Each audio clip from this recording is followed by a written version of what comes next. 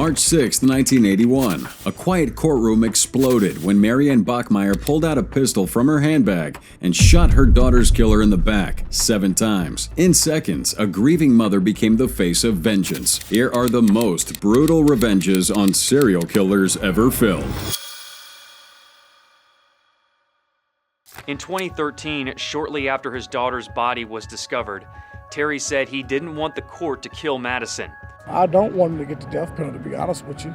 On July 19, 2013, a sickening stench led police to a rented garage tied to Michael Madison. What they found inside was horrifying: the decaying remains of Sherelda Terry. Her father's sorrow twisted into fury, setting the stage for an unforgettable act of revenge. Van Terry, a father from Cleveland known for his quiet strength and unwavering love for his family, found himself thrusted into a nightmare no parent should ever face. His daughter Sherelda Terry was his pride, an 18-year-old who lit up the room with her kindness and her love for books. That summer in 2013, she landed a job at a neighborhood elementary school, excited to spend her days helping kids and spreading positivity wherever she went. But on July 10th, everything changed. Sherelda never came home. When her absence stretched into the next day, her family's concern turned into dread. They reported her missing, clinging to hope, even as each hour without answers grew heavier. 9 excruciating days later, their worst fears were realized. Sherelda's body was discovered, wrapped in plastic near the apartment of a man named Michael Madison. The pain that hit Van Terry and his family was unspeakable. They're left to pick up the pieces while trying to face an ugly truth. Their daughter had been taken by a man with a monstrous past. Madison would later be charged, not only with Sherelda's murder, but also with the killings of 2 other women. And as this legal battle played out, Van and his family stayed strong, determined to see justice done for all the lives destroyed. Then came 2016. During Madison's sentencing hearing, emotions in the courtroom were already intense when Van stood up to give his victim impact statement. He turns to look at Madison and is met with a smirk. That twisted smile, that silent taunt, would shatter any composure Van had left. In a flash, he leaps at Madison, driven by rage and grief. Deputies had to step in on this one.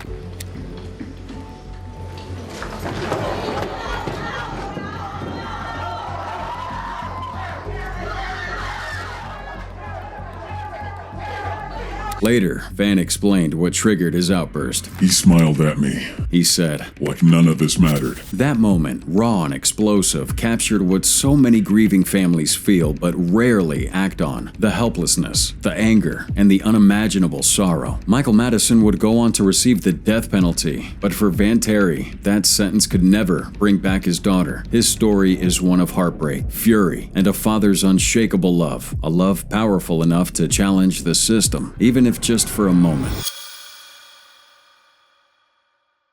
Of 1984, when authorities escorted 25-year-old Jeffrey Duceay through the Baton Rouge airport to face charges of kidnapping and sexual assault. On March 16, 1984, the unthinkable happens right in the middle of Baton Rouge airport. Gary Poche pulls the trigger on his son's kidnapper, Jeffrey Duceay, and the entire thing is caught on camera by a nearby news crew. This was a public act of vengeance, raising more questions than answers. In a twisted, emotional story, trust us, for those that don't know, it's one worth breaking down piece by piece. Born back on November 10th, 1945 in Baton Rouge, Louisiana, Gary Poche lived an average life as a father and a husband. Though by the time everything unraveled, he and his wife June were living apart. Their son Jody was taking karate lessons with a 25-year-old instructor named Jeffrey Duceay. And what no one expected was that this man had been preying on their little boy, abusing him for over a year. Jody began avoiding his classes, coming up with excuses. His parents would chalk it up to laziness, not realizing something sinister was going on. Then came Valentine's Day, 1984, and their world shattered. Duceay kidnaps little Jody, takes him on a bus from Port Arthur, Texas, all the way to Anaheim, California, and for 10 unbearable days, Duceay keeps Jody locked away in a motel, inflicting unspeakable abuse. Back home, Gary and June are in agony, desperately searching for their boy. Eventually, Duceay lets Jody make a call to his mom, and this led police straight to him. Authorities stormed the motel, arrested Duceay, and rescued Jody. So as this horrifying horrifying truth came to light, including reports that Duceay assaulted the boy with a broomstick. Gary's heartbreak turned into fury. He couldn't stomach the thought of Duceay walking into court like nothing had happened. So on March 16, as police flew Duceay back to Louisiana, Gary makes a decision. He heads down to the Baton Rouge airport and waits near the payphones, blending in with the crowd. He wears a baseball cap and sunglasses. In his hand, hidden from view, is a revolver. A local TV crew he used to work for had tipped him off about the arrival time. This was it. Duceay, cuffed and flanked by officers, passes by, and Gary pretends to be on a call. In a split second, he turns, aims the gun, and pops this guy in the head. The entire thing's played out live on TV. Gary didn't resist. The officers knew him, and many of them understood why he did that. When the case went to court, he was handed a suspended 7-year sentence, 5 years of probation, and would have to do 300 hours of community service. By 1989,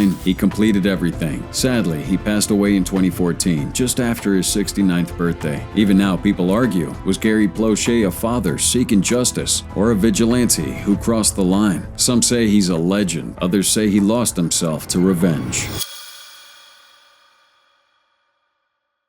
The notorious Boston crime boss James Whitey Bulgar is dead, one day after being transferred to a federal prison in West Virginia. October 30th, 2018. Just 12 hours.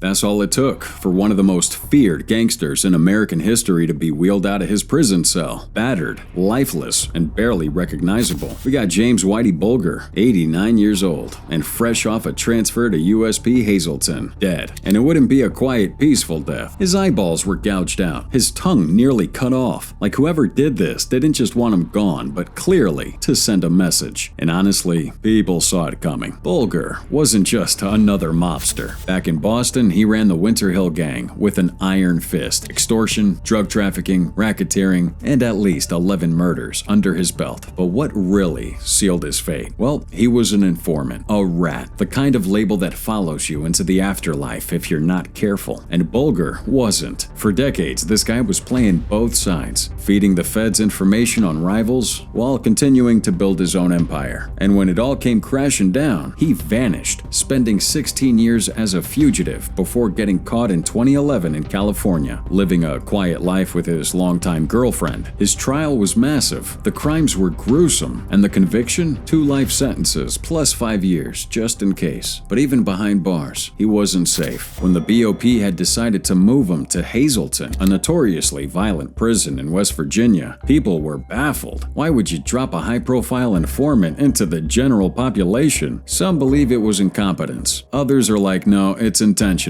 Either way, within hours, this guy was dead. The killers? Focho's Freddie Gaius, a former mafia enforcer who despised rats, Paul DeCalagero, a gangster from Massachusetts, and Sean McKinnon, who served as a lookout. Now, Gaius was already serving a life sentence. He didn't hesitate when the opportunity arose. In fact, he later told fellow inmates how proud he was. In his world, what Bulgar did was just unforgivable. Prosecutors later called this killing premeditated, planned, and brutally executed. And even though charges take years to arrive, Gaius and DeCalagero eventually faced more time. Though, for lifers, who cares, right? To many, Bulgar's death wasn't just prison violence. This was pure payback, a slow burn revenge, served cold by the men who lived under the same brutal code Bulgar once did. And for decades, he played the game, but in the end, that game caught up with his ass. Just as some would say, finally found him.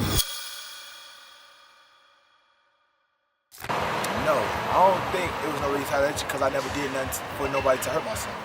March 8th, 2016. Bullets ripped through a Southside Chicago gas station. 3 people wounded in seconds. The gunman, Pierre Stokes, a heartbroken father consumed by rage, still reeling from his son's execution just months earlier. Pierre Stokes never imagined his name would one day become known across the country, not for fame nor success, but for the unimaginable heartbreak he endured. In late 2015, Chicago was shaken by the horrifying murder of his son, Tyshawn Lee. This was a cold execution, deliberate, really stunning even the most hardened residents of this city. You see, Tyshawn was playing at the park near his grandmother's house when he was approached by men he likely knew. They offer him a juice box and force him into a nearby alley. That's where Dwight Boone Dottie and Corey Morgan, both members of a violent street gang, ended his life. Now, this wasn't random, it was personal. Authorities believe Tyshawn was targeted because of Pierre's alleged connection to a rival gang. It looked like a statement, and it sent shockwaves throughout the nation. Pierre was devastated. He spoke out forcefully, his pain raw and visible. At first, it seemed like he wanted justice through the courts, but grief doesn't always follow a straight and narrow. Fast forward to March 2016, just 5 months later, Pierre runs into someone connected to his son's death, the girlfriend of Corey Morgan. They crossed paths at the gas station, and something inside him snapped. Consumed by his rage and sorrow, Pierre opens fire, hitting the woman and 2 boys with her. Thankfully, they all survived. Police quickly arrested Pierre, and he's charged with multiple felonies, including attempted murder and aggravated battery. The same man who had just pled for justice has now become a part of another cycle of violence. On October 23rd, a jury reaches its verdict. Pierre was found guilty. What started as a father's desperate mourning turned into a personal crusade for vengeance, one that would leave more people wounded and a community further scarred. Pierre's story is a haunting reminder of how trauma can twist even the deepest love into something tragic, and how one moment of fury can change the course of a life forever. An outraged father is lashing out at the man who brutally murdered his son back in 1975. Michael Woodmansey could walk out of prison 12 years early, and that has John Foreman threatening to track him down. Back in 1975, John Foreman's life took a horrifying turn. His son Jason had been playing just outside their home in South Kingstown, Rhode Island, when he suddenly disappeared. 1 minute his laughter is floating through the window, and then silence. No warning, no clue, just gone. For years, the Foreman family lived in torment with no answers, and only the hope that somehow, someday, Jason would come back. But in 1982, that hope turned into a waking nightmare. The truth finally came to light, and it was more disturbing than what anyone could have imagined. And this led straight to a local teenager named Michael Woodmansey. It's May 18th, 1975, when Michael, just 16 years old at the time, had forced Jason into his home. What happens next was monstrous. 7 years later, he's arrested after trying to strangle another boy, a paper boy. During this investigation, Woodmansey confessed to Jason's murder, but that was only the beginning of the horror. Inside Woodmansey's house, police uncover something beyond comprehension. Jason's skeletal remains had been carefully cleaned, coated in shellac, and kept like a gruesome display. Then we had a notebook filled with graphic, disturbing writings. Now, Woodmansey would claim that this is all fiction, but nobody bought it. In 1983, prosecutors accepted a plea deal to avoid dragging the grieving family through this brutal trial. Woodmansey was convicted of second-degree murder and sentenced to 40 years behind bars. But thanks to the Rhode Island's early release policies, he served only 28. News of his release in 2011 sent shockwaves and would light John Foreman's soul on fire. Appearing on a radio show that year, John didn't mince words. He admitted that if he crossed paths with Woodmansey again, he might just take out Mike with his own hands. He wasn't just hurt. This guy was enraged and ready to act. Do intend, if this man is released anywhere in my vicinity, or if I can find him after the fact, I do intend to kill this man. Public backlash exploded, so much so that Woodmansey's release plans were derailed. Authorities had a psychological assessment on him, and the results were chilling. He was deemed a danger to society, and instead of walking free, he checks himself into Eleanor Slater Hospital, a secure psychiatric institution. As of March 2021, where Woodmansey is now is anyone's guess. Laws around patient privacy have sealed his fate in secrecy. Whether he remains locked away or quietly living in the shadows, one thing is clear: Rhode Island will never forget.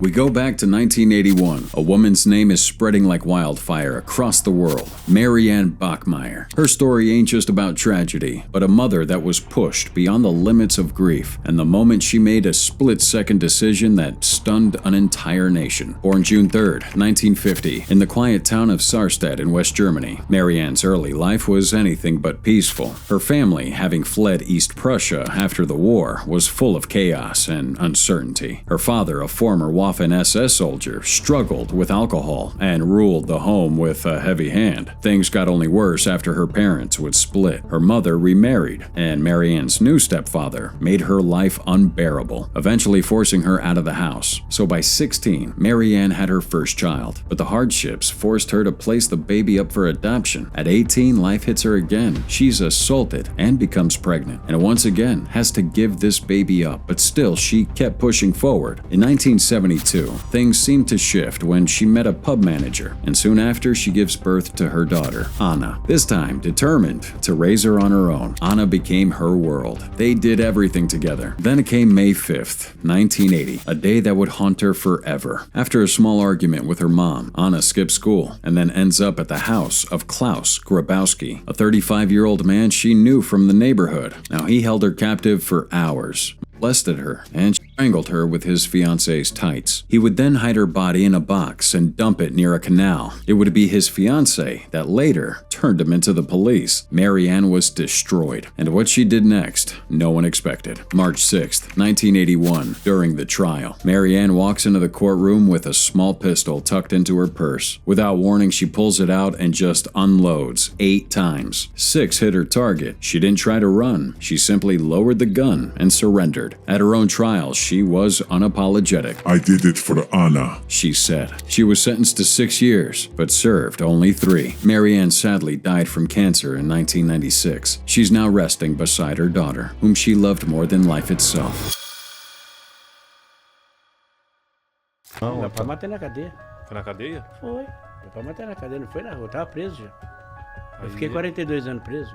It's May 24th, 1973. Police open a car door to a corpse and a calm teenager. Still handcuffed, Pedro Rodriguez Filho shrugged and said, "He was a rapist." Just like that, his deadly sense of justice made itself known. Now, little did he know his deprived actions would lead him to the gates of the Grim Reaper. When it comes to serial killers, few are as bizarre or as controversial as Pedro Rodriguez Filho, better known in Brazil as Pedrino Matador or Killer Petey. He wasn't your average predator lurking in the shadows. Pedro had a mission, or at least that's what he claimed. Now, he's out here to kill criminals, and not just a few. Over the years, he racked up a body count of more than 100 victims, many of whom were rapists, murderers, and drug dealers. To some, he may have been a monster, but to others, a twisted vigilante hero. Now, his violent streak would start pretty early on. At just 14 years old, he commits his first murder after getting back at a teacher who'd fired his father. Now, from there, the murders just kept piling up. By 18, he's killing a bunch of people, which included a gang leader and even a rival criminal at his own wedding. But perhaps the most chilling part, man, he didn't feel remorse. He felt justified. So when Pedro's finally arrested, you'd think the violence would probably stop. Nope, now prison's his hunting ground. He continued killing behind bars, reportedly taking out 40 inmates during his sentence. He once carved a rival's heart out and chewed on it, like the man lived for this. So just when you think it can't get crazier, Pedro's released in 2007 after serving more than 30 years. That's right, Brazil's laws at the time didn't really allow for longer terms. So, once out, Pedro does a full rebrand. Guy gets up on YouTube, starts preaching against crime, and claims that he's changed. But some out there were skeptical. After all, I mean, a man who once tattooed "I kill for pleasure" on his arm doesn't just walk away from that life, right? Well, the past caught up with him. You see, on March 5th, 2023, Pedro's outside his girlfriend's home in Sao Paulo when 2 guys pull up and open fire. He's shot multiple times, dies right there. No arrests, no clear motive. So many believe it's not random, but pure payback. Could have been a victim's family member, could have been somebody he crossed behind bars. Whatever the case, it felt like revenge had finally come full circle. In the end, the man who lived by vengeance died by it. Pedro Rodriguez Filho was no hero, no martyr, just another soul consumed by the very violence he claimed to fight.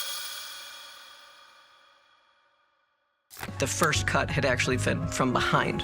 to his neck. That was not a defensive attack. It was definitely premeditated. It's very hard to say what the real story behind that was.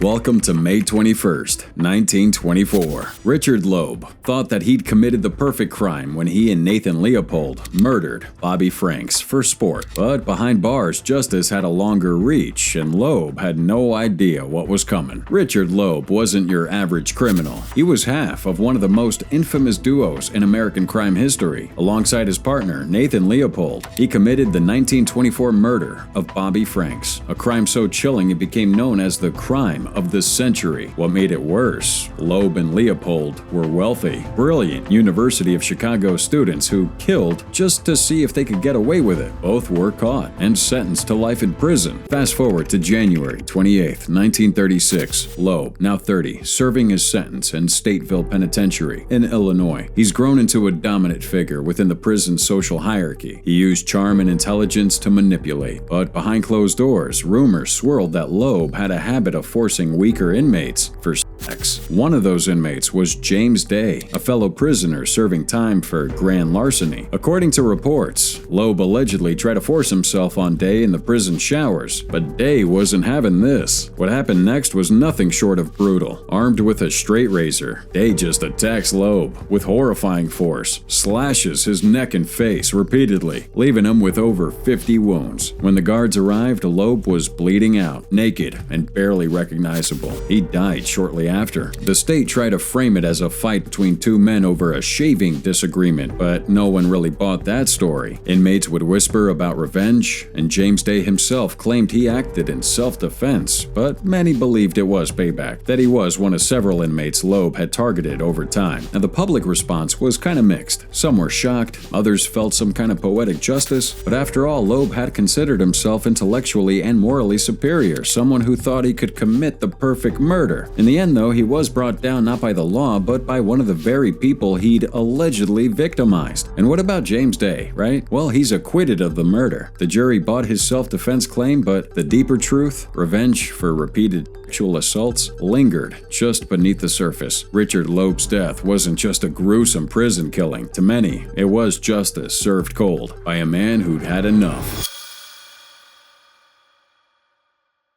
Following breaking news out of Massachusetts, new DNA tests have confirmed a link between the last Boston Strangler victim and the man who once confessed to the killings. Prosecutors say a familial match connects Albert DeSalvo to the murder of 19-year-old Mary Sullivan in January of 1964. On November 25, 1973, the Boston Strangler bled out in a prison cell. But this wasn't some long-delayed execution for the 13 women he was said to have murdered. It was something darker, murkier, and very personal. Albert DeSalvo had become a household name in the 60s, accused of being the infamous Boston Strangler, a predator who terrorized Massachusetts with a series of brutal murders. Now, although he confessed to all 13 killings, DeSalvo was never convicted of them. Instead, he was locked up for a string of unrelated sexual assaults and sentenced to life at Walpole State Prison. But prison wasn't the end of his story, but the beginning of his final act. By the early 70s, DeSalvo had carved out a new role behind bars, not just a notorious inmate, but also reportedly dabbling in the prison's underground drug trade. That's where things started to spiral. According to other inmates, DeSalvo had been selling drugs at prices far below what the prison's criminal syndicate allowed. In a place where control and hierarchy are everything, that kind of rebellion wasn't just frowned upon, it was fatal. In the days leading up to his death, DeSalvo had hinted that he had something big to reveal. Some say that he was planning to go public with information about the Boston Strangler case. Others said that he had dirt on powerful people inside the prison system. Didn't matter though, he didn't get the chance to talk. That night, DeSalvo was found stabbed repeatedly in the infirmary section of the prison. His wounds are vicious and personal, dozens of punctures, looking more like a statement than a simple hit. Despite immediate suspicion falling on inmates like Robert Wilson, no one was ever charged with the murder. Officially, it remains unsolved. Yet the whispers never stopped. Was he killed for undercutting drug prices? Did he step on the wrong toes? Was this someone's twisted idea of vigilante justice? Even now, decades later, we're still debating. But But one thing was clear. His death was no random prison brawl. In a way, it's poetic. A man once feared on the outside, silenced by the very kind of underworld he once ruled from the shadows. Whether it was about drugs, secrets, or even something deeper, Albert de Salvo's end was as violent and as mysterious as the crimes that made him infamous. And maybe that's exactly how he was always meant to go.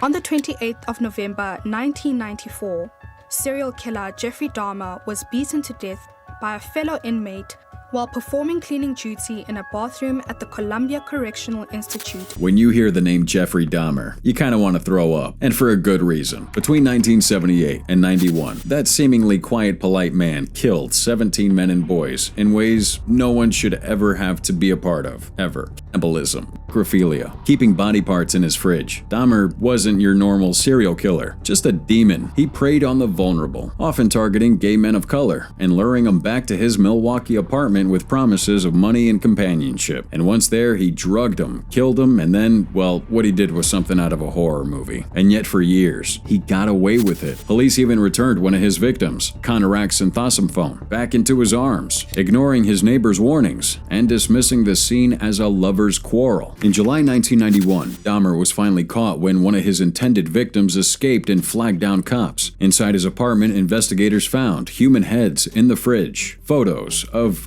mutilated bodies, and a barrel of acid filled with dissolved remains. It was hell on earth, and he confessed to it all in chilling detail, zero emotion, describing murder after murder. Well, he was given 16 life terms, just to be safe, but he wouldn't even serve 3 years. Enter Christopher Scarver, fellow inmate of Columbia Correctional Institution in Wisconsin. On November 28, 1994, Scarver, already in here for a life sentence on murder, was assigned janitorial duty with Dahmer and another inmate. What happened next wouldn't be coincidence. It felt like fate was catching up. Scarver later claimed that Dahmer mocked the other inmates and made twisted jokes about his crimes, like shaping food into body parts. He'd sprinkle ketchup on them to mimic blood. Scarver, who was deeply religious, believed that he was on a mission from God and said he couldn't stand this any longer. That morning, he's alone with Dahmer in a locker room, and he grabs a metal bar and bludgeons him to death. Then he did the same to another inmate, and when guards found him, Scarver simply said, "God told me to do it." Many believe Scarver acted out of righteous vengeance, not for himself, but for the victims Dahmer tortured and discarded like trash. For once, the predator became the prey. No trial, no appeals, no slow crawl through the justice system. Just one brutal act that ended a nightmare. To this day, people debate whether Dahmer's death is justice served or vigilante wrath. Well, one thing's for sure. Ain't nobody crying for Jeffrey Dahmer.